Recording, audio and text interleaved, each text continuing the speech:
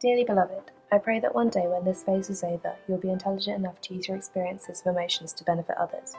Dearly beloved, please forget the past. Learn from your experiences. Blossom, even. Remember Tom that you thought broke your heart? Well, he really didn't mean to. He didn't mean to tell you that your insecurities were ugly, and he definitely did not mean to chase after the girl that he promised you was just a friend. That's in the past now. Let it go. You spent a very long time pretending you didn't care. You lost yourself for a while. You got caught up in thinking the happiness of others was more important than the happiness of yourself. It's okay to be upset. He was important to you and he let you down. Merely a feeling, I know, but you were so much younger than you felt and he was so much more controlling than you like to admit. Don't depend on others. You don't need to. Dearly beloved, please promise to stop growing your skin so thick. I understand that it helps to feel secluded and as if nobody can hurt you or let you down anymore.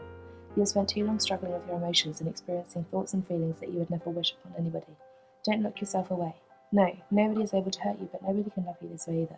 If you continue to build up your walls and block people out, then who is going to benefit from the explosive colours inside of you? Who will be on the receiving end of that giant, generous heart that you have? Stop acting so cold and stop pretending. Try to let your guard down. Dearly beloved, learn to forgive. I'm not saying everyone, just the important ones. Your dad didn't mean to do the things he did, and your cousins didn't mean to end up in prison. But she was able to. Nana would not just remember your name, all sorts of crazy tiny details about you. Granddad would stick around if he wasn't so lonely. Don't hold that against him. Grandma feels just as misunderstood as you do. She was never successfully able to grow out of that teenage frame of mind, even 50 years later. And as for Richard, well, I guess I'll allow a single grudge. Just remember, you're not the only one that hurts. Dearly beloved, be a role model. You were born an only child into a dysfunctional family. That's okay. You had no great-grandparents, and the grandparent situation was a funny one. You hated growing up without anyone that could spoil you or bake with you, or take you to the park. Not having anyone to talk about when your friends discussed the sleepovers at Grandma's that they had at the weekend was the most painful bit, and I get that. Just don't forget how now you have a responsibility. You have 4 cousins and a younger sister finding themselves in exactly the same situation that you were once in. You are the only one that understands how it feels, so let them know. Let them know that they don't need to feel lonely or sad or ashamed. They have a fabulous young lady that will do all of these things with them. Dearly beloved, don't forget your roots. Embrace them, learn from them, and love them. A South African grandma is something pretty cool. Just because she's terrible at staying in contact and would rather not be referred to as grandma doesn't mean you have to shut her up completely. I know it hurts. I know that you spent years longing for her to show signs of affection, craving for her care.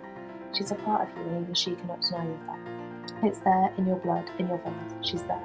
So embrace it, make her a part of you. Tell everybody about the time you travelled all the way to the top of Jolly Mountain, about waking up to the sound of the waves crashing down on the velvety sand.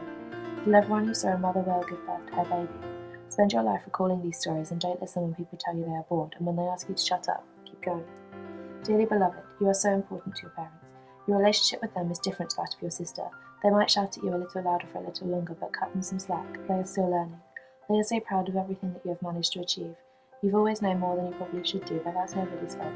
You understand things that perhaps you shouldn't, but that will only benefit you in the long run, trust me. Your mother taught you to stop punishing you.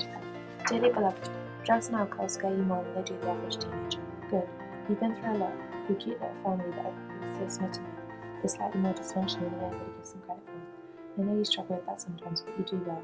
You've stood your ground for so many years now, and not giving in is something in which you excel. I know you worry about your friends, and I know hearing their stories from the latest rave scare you a little embarrassingly so.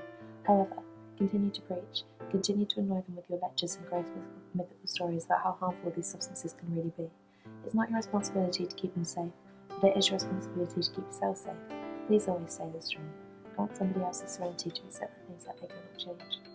Dearly beloved, continue to stand up for what you think is right. You have very strong morals, and no matter what anybody says, that's a good trait. If somebody makes a joke that you don't feel comfortable with, or a ludicrous statement, never fail to argue back. When somebody says that homosexual couples should not be allowed to have children, sympathise with their stupidity. When somebody proceeds to tell a racist joke, gently remind them that we are in 2013 and their humour is quite frankly bad taste and out of date.